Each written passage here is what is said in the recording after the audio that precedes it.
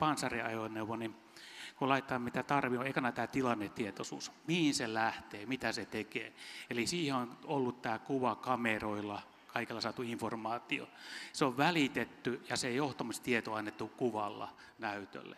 Ajaminen tapahtuu optisten periskooppien avulla ja iltaisin käytetään sitten ja pimeällä valovahvista lämpökameraa, mikä on. Eli tämmöinen panssariajoneuvo ei liiku muuten pimeällä.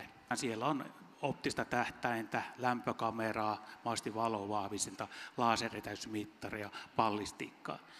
Ja sitten vielä joku tämmöinen laserhyrrä voi olla stabiloimassa koko järjestelmää. Ilman näitä, missä on fotonisia komponentteja, niin se on aika lailla vain pelkästään rautaa. F-35-hävittäjä, mitä nyt Suomeen hankitaan, niin se on täynnä optisia sensoreita.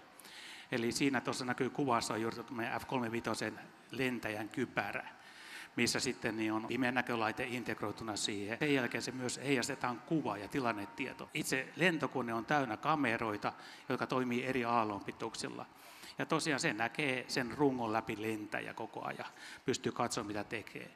Sitten omasuojajärjestelmät toimii optisesti fotoniikan avulla ja sama juttu kaikki maalittaminen, ohjukset tämmöiset näin. Eli se on erittäin iso osa sitä järjestelmää, mikä on integroitu siihen systeemiin.